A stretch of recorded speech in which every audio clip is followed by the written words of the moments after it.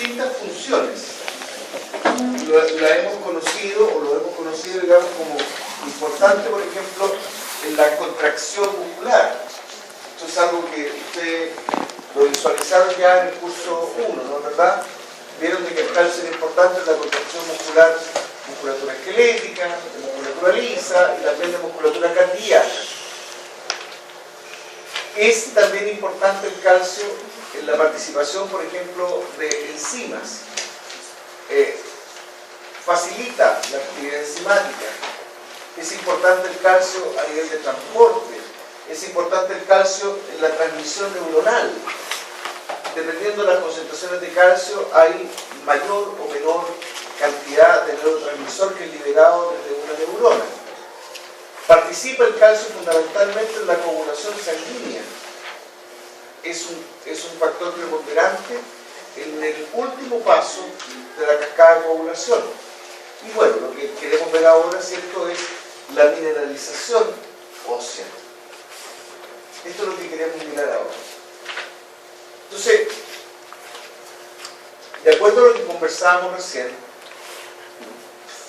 si es que consideramos, por ejemplo, de que la cantidad normal de calcio que es incorporada por la dieta es de alrededor de 1000 miligramos, es decir, cerca de 1 gramo diario de calcio.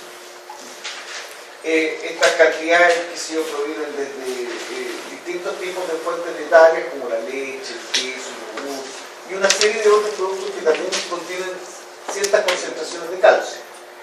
Entonces, fijémonos en lo siguiente.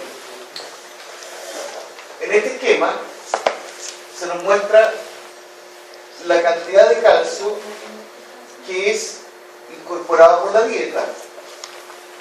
¿Cuánto de ese calcio se absorbe? ¿Cuánto se secreta? Usted tiene que ir tratando de seguir la lógica de lo que voy a hacer, por favor. Miren. Vemos acá. El calcio, se absorbe a nivel intestinal. De esta cantidad de calcio que hay en el fluido extracelular, 1300 miligramos, 500 miligramos van a depositarse en el hueso. A su vez hay una resorción ósea que también es equivalente a 500 miligramos. Es decir, el neto acá es 0. O sea, tanto es lo que entra así como lo que sale desde el hueso. Dentro de estos 1300 miligramos, fíjese que se filtran alrededor de 9980 miligramos diarios y se reabsorben 9880 miligramos diarios. Dicho de otra manera, lo que realmente se está excretando por la orina son 100 miligramos diarios. 9980 menos 9880. 100 miligramos diarios. Ahora, eso implica, el hecho de que yo esté excretando 100 miligramos diarios de calcio, implica que se va a secretar, es decir, paso en este caso desde el fluido extracelular hacia el gastrointestinal, 250 miligramos diarios. Porque si absorbí 350, entonces, y estoy perdiendo 100, entonces la única opción es que yo secrete 250. ¿Se fijan? Por matemática, digamos. ¿De acuerdo? Entonces, este es el balance de calcio. Este es el balance de calcio. Ustedes deben considerar entonces de que de la dieta se absorbe gran cantidad de ella, hay una cantidad que es secretada por la vía urinaria, ¿cierto? Y hay una cantidad que va a depósito hacia los huesos, pero es la misma cantidad que se debiera venir de los huesos. Por ejemplo, una persona que tenga un problema relacionado con la homeostasis del calcio podría ser de que la cantidad que se deposita en el hueso es menor. O podría ser también de que la resorción ósea es mayor. Esa persona va a tener menor cantidad de calcio en los huesos y puede ser sujeto, por ejemplo, de fracturas, o puede ser sujeto de osteoporosis, de desmineralización ósea. Ahora bien, la cantidad de calcio en la sangre normalmente es de alrededor de 10 miligramos por decilitro. Este calcio se encuentra ionizado, es decir, se encuentra con carga, ¿ya? Lo encontramos como un ion calcio, ¿ya? Ese ion calcio es fisiológicamente activo. Esa es una de las preguntas que hay en el cuestionario. Por ahí se le pregunta, ¿cómo está el calcio? No sé, necesitamos algo así, creo que tiene que estar ionizado. De esa manera, o libre, mejor dicho. De esa manera, ¿cierto? Aseguramos actividad biológica. Ahora, de esos 10 miligramos por decilitro, 40% se encuentra unido a proteínas. Unido a la albúmina, unido a globulinas, etc. 60% es ultrafiltrado. Y de ese 60%, 10% se encuentra acomplejado con aniones, es decir, va a formar sales, ¿ah? Oxalatos de calcio, citratos, y ionizado finalmente encontramos alrededor del 50%. Es decir, la cantidad de calcio biológicamente activa es alrededor de 5 miligramos por decilitro. Solo de esta forma, entonces, tiene función biológica. El calcio ionizado. ¿De acuerdo? Entonces, veamos ahora cuáles son los mecanismos reguladores. En primer lugar, vamos a ver la glándula paratiroides. La glándula paratiroides son glándulas endocrinas que están situadas a nivel del cuello, por detrás de los lóbulos tiroideos. Producen la hormona paratiroidea, o también se le denomina paratormona o PTH. Hay 4 glándulas, 2 están al lado izquierdo y 2 que están al lado derecho. Eventualmente pueden haber más, pero las que se reconocen, digamos, más fácilmente por el anatómico son estas 4. Cuando existe alguna glándula adicional, es decir, más de estas 4, normalmente se encuentra esta en la zona del mediastino, y eso puede generar de que haya al haber mayor irrigación en esa zona, mayor intercambio también de calcio. La paratormona o la hormona paratiroidea es una pre-pro-hormona. ¿Se acuerdan de esto? Sí. Existe una pre-pro-PTH. Luego de la acción de ciertas enzimas se forma la PTH. Y finalmente la PTH, ¿cierto? Por acción de enzimas que cortan la zona aminoterminal, forma PTH, que es la secretada. Esta tiene 84 residuos, o sea, 84 aminoácidos. Conforman entonces la hormona paratormona o la hormona paratiroidea. Hola. Hola, Cristian. Hola. Bien. Bien.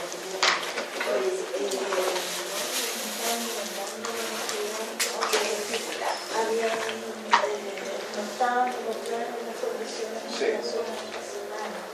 Se supone que se mandó un comunicado en donde los gobiernos hay que darle un poquito de facilidad para que puedan ayudar a los niños que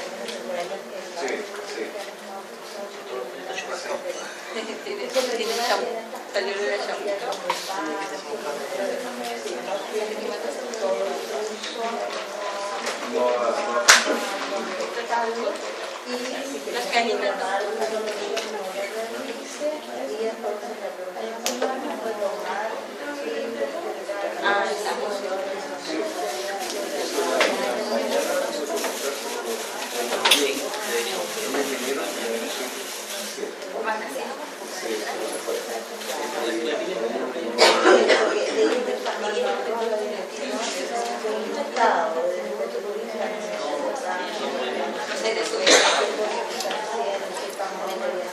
¿Tú tenés una? Que ya no deja atrás, no hay para atrás. La Joana llegó recién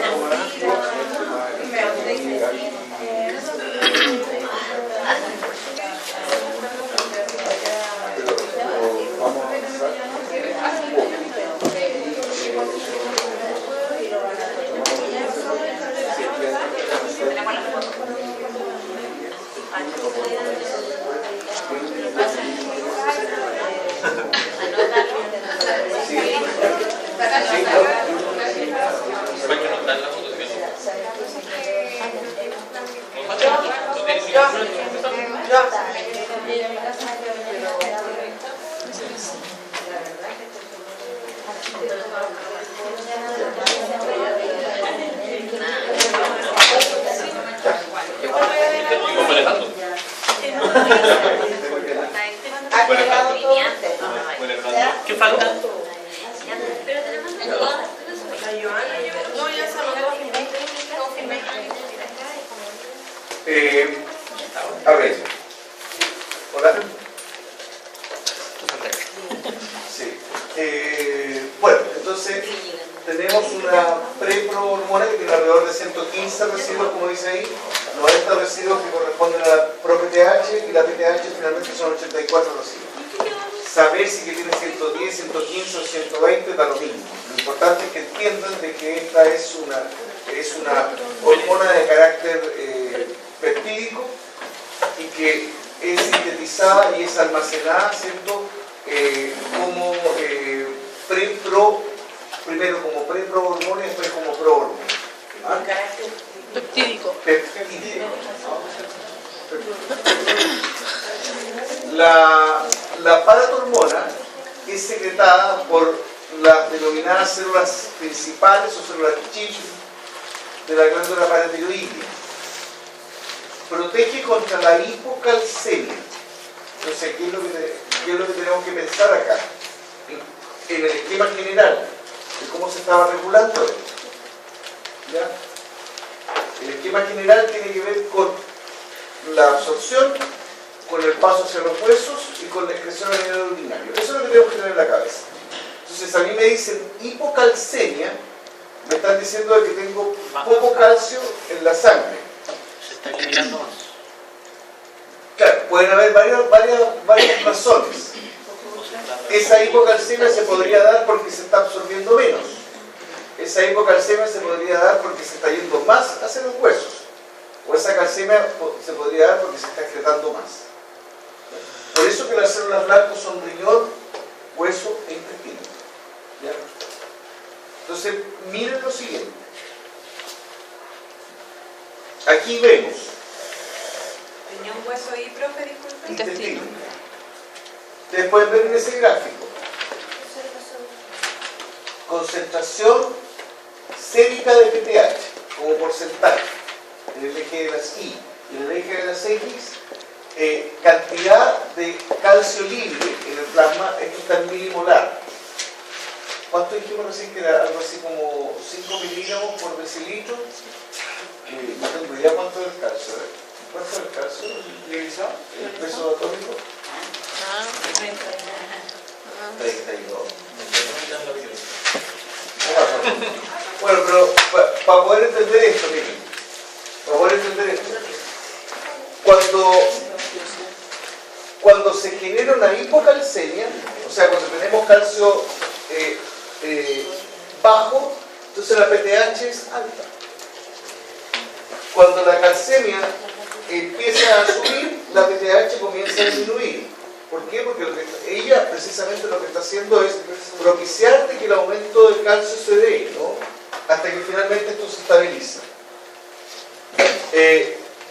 En una estructura que se muestra cuáles son las células chief, hicieron un zoom de estas células chief, veríamos que existen sistemas que permiten la regulación de la liberación de PTH. Cuando el calcio ha alcanzado, y aquí viene lo interesante, cuando el calcio ha alcanzado un cierto nivel, qué sé yo, incrementó en un valor X, se activa todo este sistema que tiene que ver con la regulación de la liberación de la PTH. ¿Se fijan? Por este lado tenemos que el IP3, o sea, se activa la proteína G, fosfolipasa C, IP3, permite la salida de los retículos sarcoplásmicos de calcio y este nivel de calcio inhibe la liberación de PTH. Por este otro lado, la proteína quinasa C también inhibe la liberación de PTH. Es decir, el incremento de calcio extracelular o el incremento de calcio sérico, si quieren verlo así, inhibe la liberación de PTH. Y es lo que se observa en esta gráfica. Cuando el calcio es bajo, la PTH es alta. Lo mismo que pasaba, si se recuerdan, con la glucosa y la insulina, con la glucosa y el glucagón. Cuando la glicemia... ¿No se dijo inhibe la producción de...? No dije la producción, dije la liberación. secreción. La secreción de PTH. Cuando el calcio es alto. Mira, míralo acá, míralo acá. Aquí no se sabe. ¿Cómo? ¿Qué dijiste? Aquí ni- Pero mira para acá, mira. Cuando la concentración de calcio es baja, aquí te fijas, esto va creciendo, 1, 1,10, 1,20, qué sé yo. Cuando esta concentración de calcio es baja, entonces el porcentaje de PTH a nivel sérico es alto. Y en la medida en que esta concentración de calcio va creciendo, el nivel de PTH va bajando. O viceversa.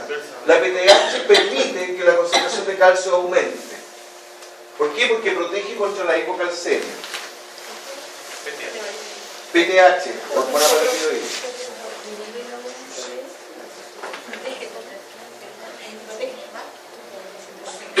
Protege contra la hipocalcemia. Mira, aquí está de nuevo el mecanismo.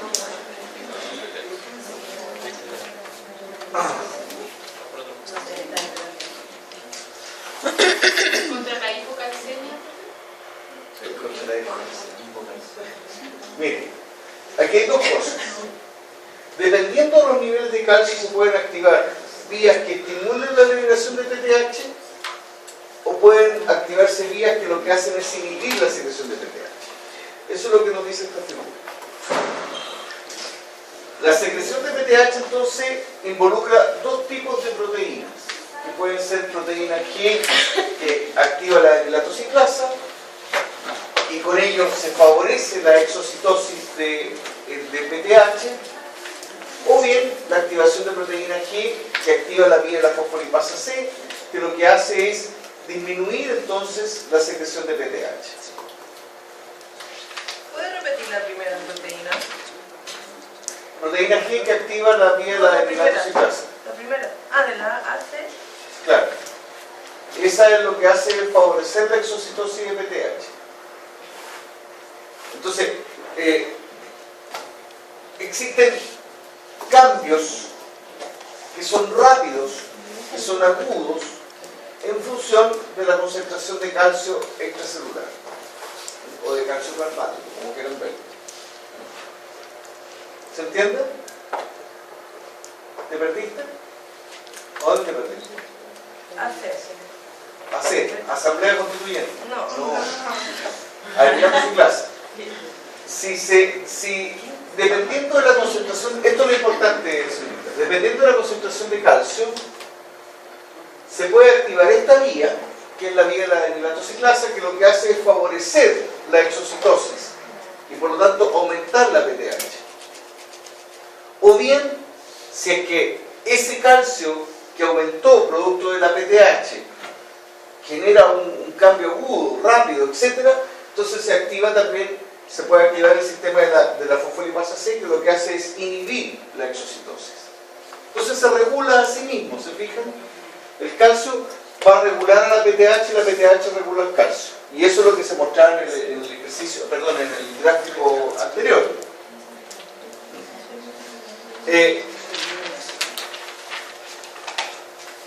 Evidentemente que cuando existen cambios que son más bien crónicos, o sea, no cambios agudos, sino que cambios crónicos, esto puede alterar, por ejemplo, el almacenamiento de PTH. Imagínense ustedes que una persona tenga una hipercalcemia.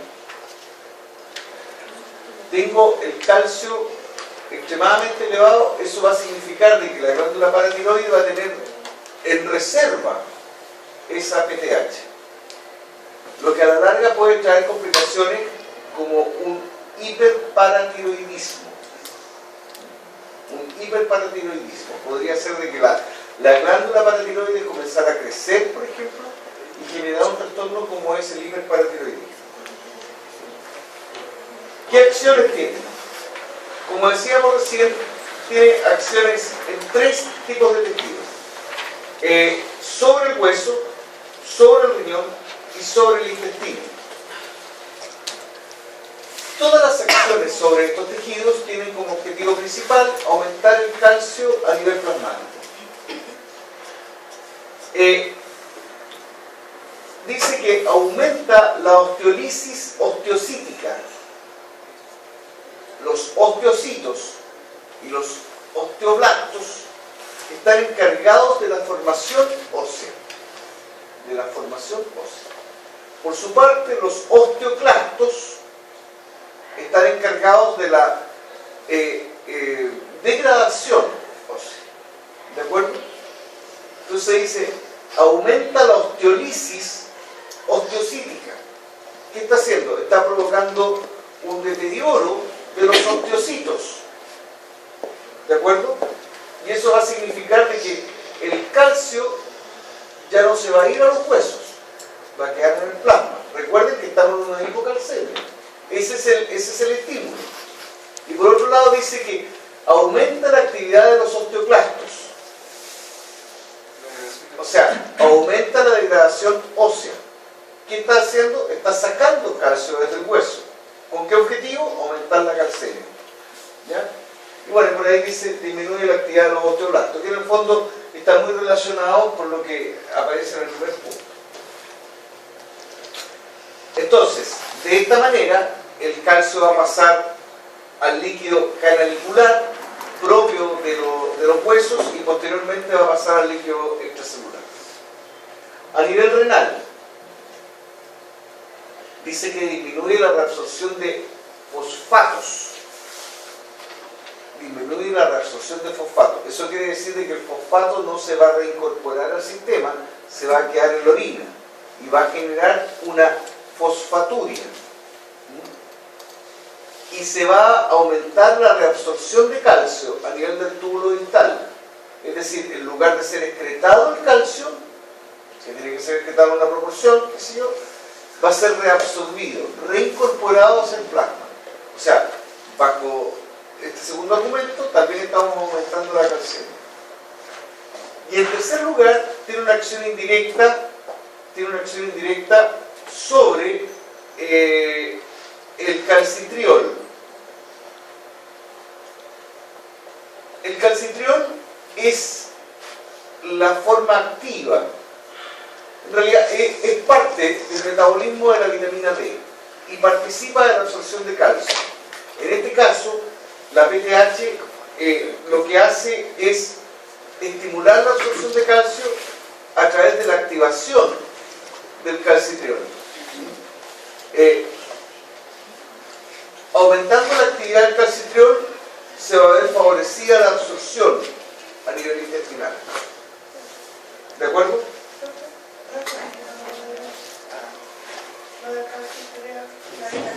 Lo que pasa es que la vitamina D per se no tiene actividad biológica, debe ser activada. Y el metabolito activo de la vitamina D se llama calcitriol. En este caso, la PTH no actúa directamente sobre la absorción intestinal, sino que lo hace mediante la activación del calcitriol, ¿ya? Favoreciendo entonces la absorción del calcio. ¿Me entiendes? No lo hace de manera directa. ¿Lo viste o no lo viste?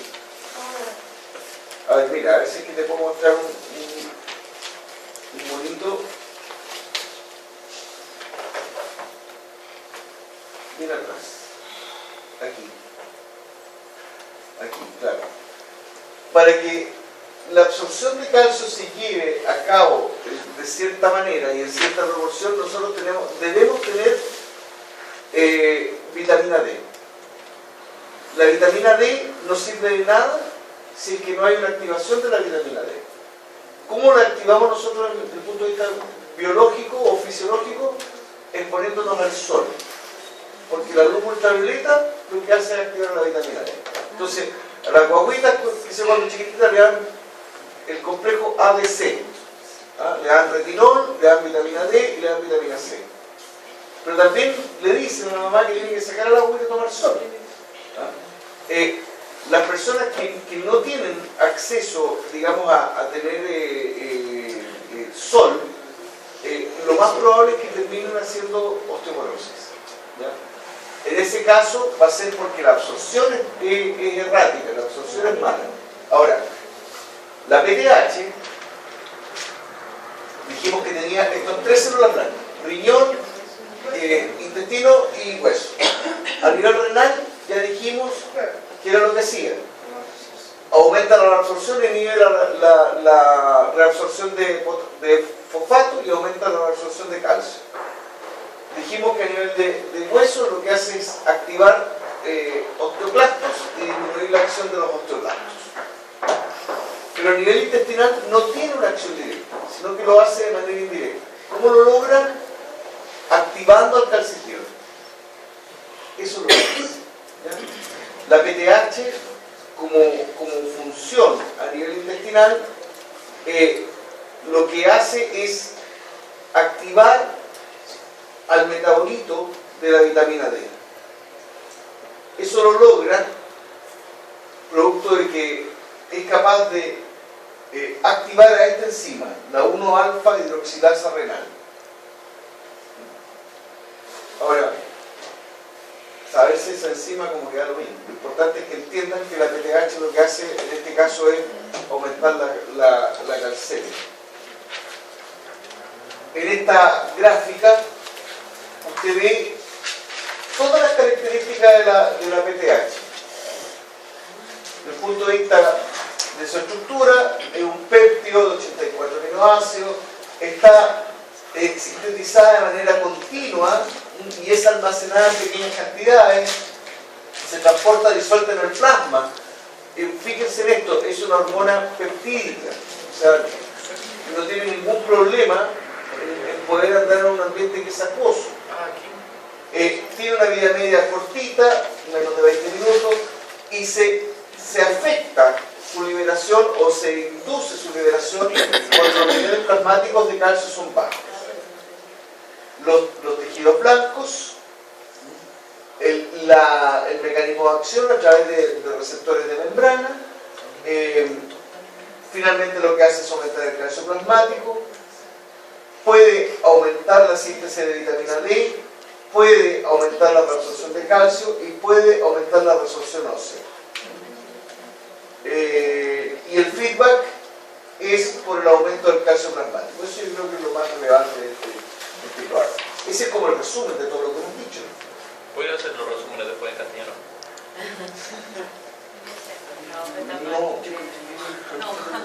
No, porque no los hago yo, los saco un libro, me da la receta. A ti te va a servir leer un poquito de inglés. ¿Cuándo me quieres ir tú solo? No necesariamente. No necesariamente. Bueno, en todo caso en Estados Unidos están necesitando enfermeras sin paga. Si quiere aumentar el ingreso, se puede ir para allá con todo. La absorción intestinal de calcio aumenta por la hormona 1,25 de hidroxicolecalciferol. El 1,25 de hidroxicolecalciferol se llama calcitriol o vitamina D. Dejémoslo así. Más fácil, vitamina D. El calcitriol se fabrica a partir de vitamina D obtenida desde la dieta o elaborada por la piel por la acción de la luz solar.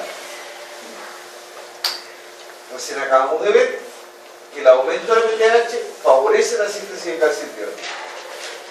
Y lo otro es que la vitamina D, si es que aumenta finalmente aumenta la absorción de calcio, va a aumentar la calcemia y por lo tanto debiera frenar la acción de la PTH.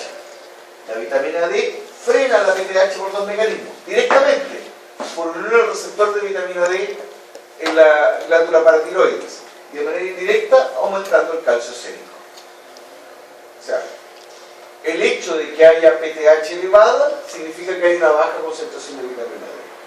La PTH contribuye a que haya mayor actividad de la vitamina D y eso a su vez va a regular la concentración de PTH. ¿De acuerdo? ¿Cómo? Son inversamente proporcionales. Exactamente. Miren, en esta figura se muestra...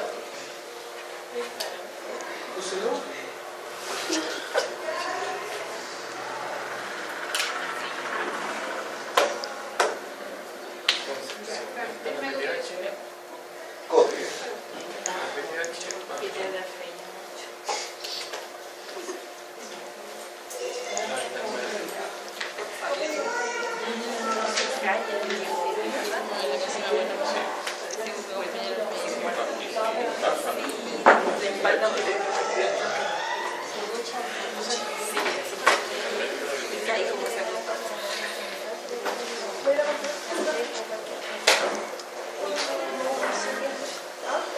En esta figura se muestra la ruta de síntesis de la vitamina D y de todos los metabolitos que están relacionados.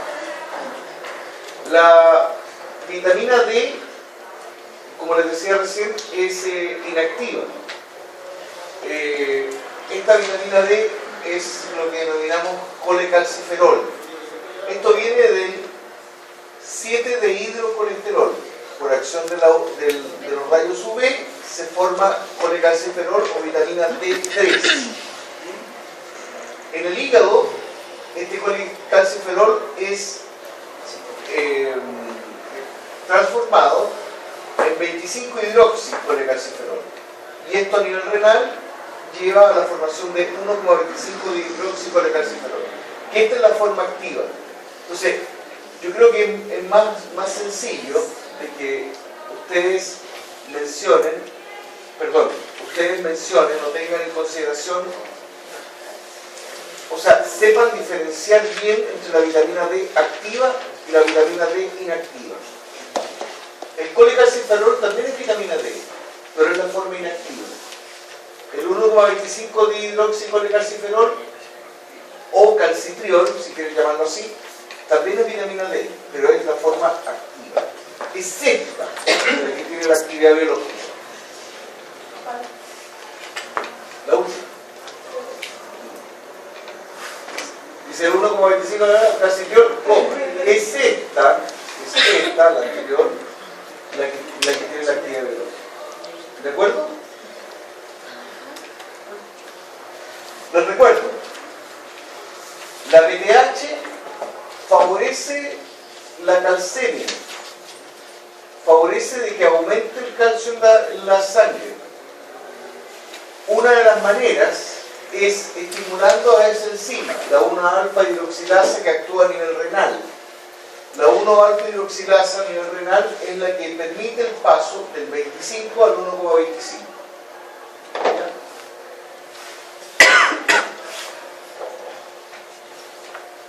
No sé si han visto ustedes, por ejemplo, de que en mujeres que son menopáusicas se les administra calcio y calcio con vitamina D. ¿Y los pacientes en diálisis? El paciente en diálisis sí, también puede ser.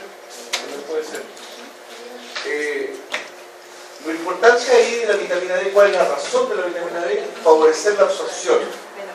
Fíjese lo siguiente, en esta figura se muestra la concentración de vitamina D activa, 1,25, versus concentración de calcio plasmático, en miligramos por decilitro. Fíjense que cuando la concentración de calcio plasmático es baja, los niveles de 1,25 son altos. Y estos empiezan a variar en función de alcanzar esa concentración normal, que es la de 10 miligramos por decilitro.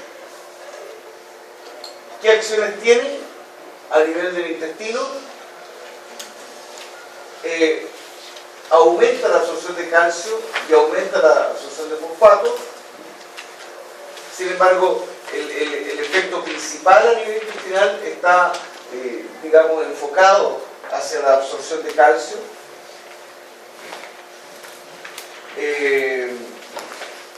¿Cómo participa, digamos, de esta absorción?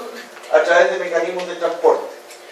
Lo que hace es favorecer el mecanismo de transporte desde el calcio, digamos, a nivel, desde la luz intestinal hacia la sangre. Lo podemos ver en esta figura. Miren.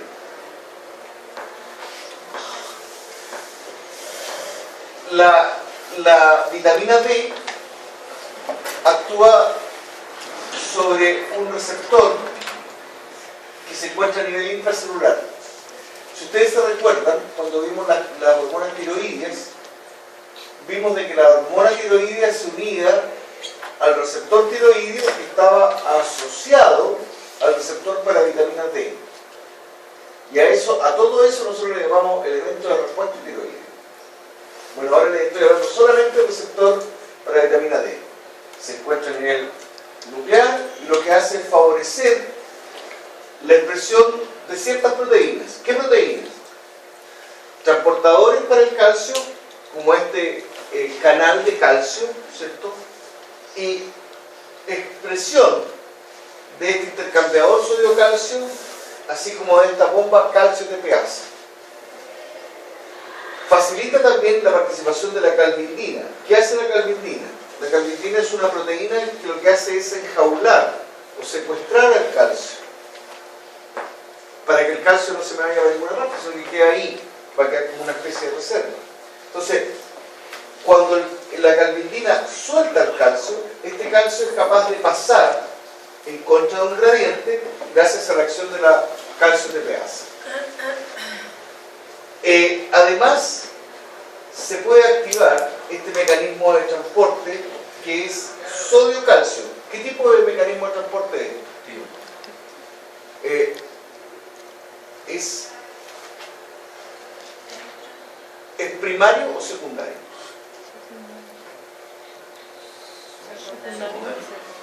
Transporte activo secundario. ¿Por qué? Porque lo que hace es ocuparse del gradiente, del sodio. El sodio está entrando en favor del gradiente. Y eso le da la energía suficiente para que el calcio salga en contra del gradiente. Esto es un mecanismo de paso transcelular. Y además también existe el paso paracelular. Esto es el mecanismo fundamental, digamos, de absorción de calcio a nivel intestinal.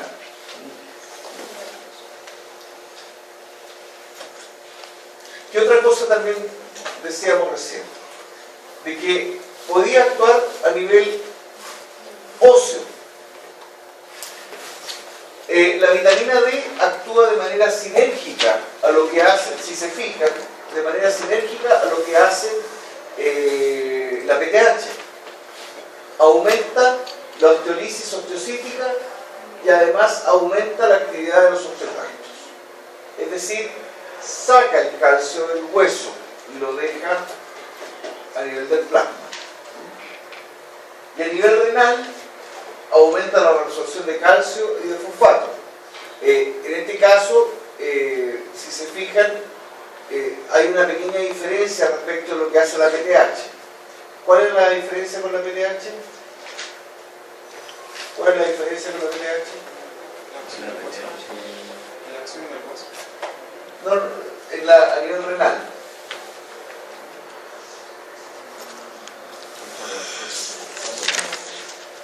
Sí. Claro, en la PTH lo que hay es una disminución de la reabsorción de fosfato y aumento de la reabsorción de calcio. Aquí aumentan los dos. ¿Ya? Esa es la diferencia con la PTH. Entonces, aquí tenemos entonces las acciones de la vitamina D. Yo puedo obtener, de acuerdo a este esquema, puedo obtener vitamina D de precursores endógenos que son activados a través de la luz solar sobre la piel, o también a través de ciertas dietas, que puede ser, no sé, como dice ahí, leche fortificada, pescado, qué sé yo, huevos, etc. Ahí tengo una alta fuente de calcio, alta fuente de fosfatos. La vitamina D a nivel hepático forma el 25-hidroxi y a nivel renal el 1,25-hidroxicalcitriol. Ese calcitriol lo que hace finalmente es aumentar la concentración de calcio en el plasma. Esto regula a su vez la actividad de la paratormona. ¿Ya? El objetivo final, digamos, tiene que ver con el aumento del calcio plasmático, y la regulación o el feedback está dado porque el aumento del calcio plasmático es suficientemente alto, o bien porque la PTH está actuando. ¿Ya? Esos son los mecanismos de control. Y ahí tenemos la segunda hormona. Ya tenemos la primera, PTH, la segunda hormona es la vitamina D, y la tercera es la calcitonina. La calcitonina es producida por las células C que están presentes en los folículos tiroideos. ¿Se recuerdan cuando vimos las hormonas tiroideas? Mostramos que había unas celulitas ahí que le llamaban células C. Lo que hacen es disminuir la calcemia, es decir, se activan cuando hay una hipercalcemia, llevan hacia la baja el valor del calcio. Actúa inhibiendo la resorción ósea, aumenta la expresión renal de calcio y de fosfato. Esta calcitonina también es una hormona peptídica, tiene efectos opuestos a lo que presenta la PTH. Entonces, si es que nosotros miramos en un esquema general cuáles son los resultados de estas tres hormonas, nos vamos a encontrar con los siguientes. ¿Pero por qué se enoja? ¡Qué susto!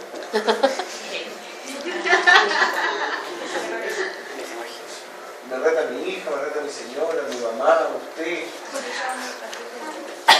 Es la ley de la vida. Sí. Son terribles. Yo soy muy mamón, no sé. Mira, si ustedes se fijan, el valor normal de calcio depende de la actividad de la calcitonina, depende de la actividad de la paratormona, depende de la actividad de la absorción de calcio a nivel intestinal. ¿Se fijan? Cualquier desequilibrio de que haya mayor cantidad de calcitonina o mayor cantidad de PTH va a hacer de que este valor de calcio, que oscila en alrededor de 10 miligramos por decilitro, digamos, sea alterado.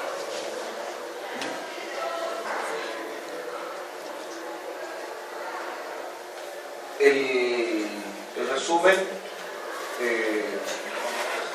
de la calcitonina, producido por las células C de la glándula tiroides o células parafoliculares, hormona peptídica, se transporta y suelta en el plasma,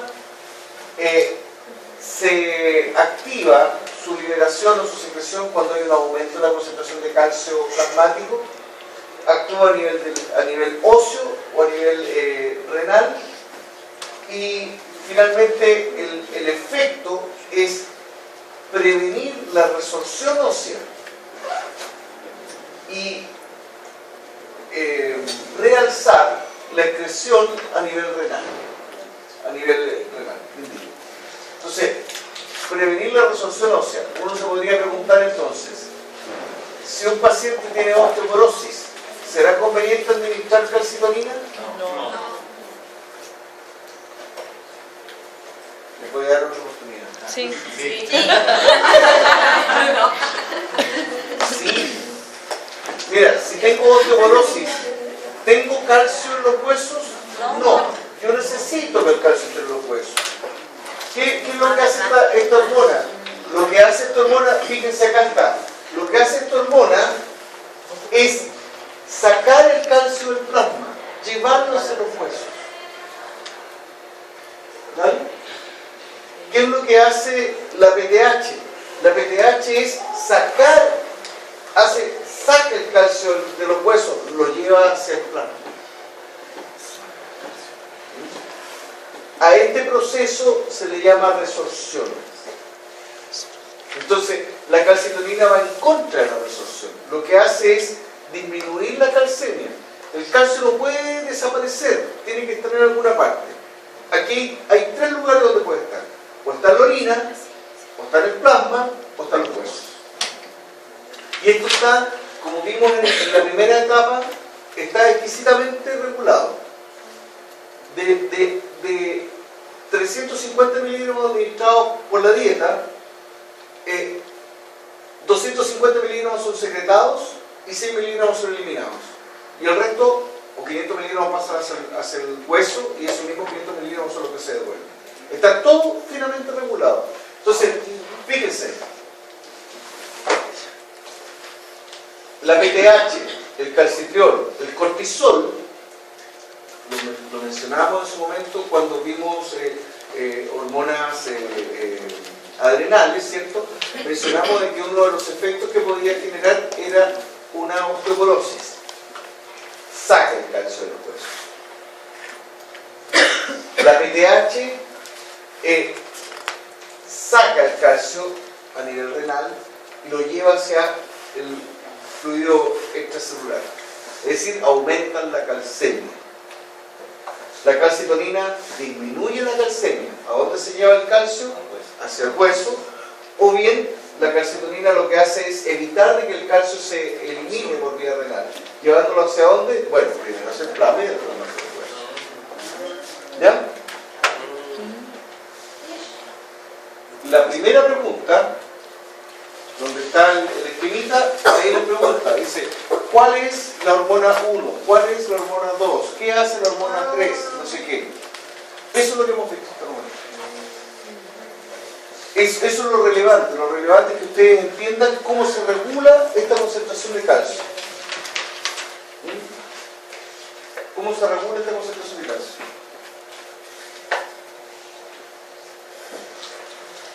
Muy bien, jóvenes. Preguntas.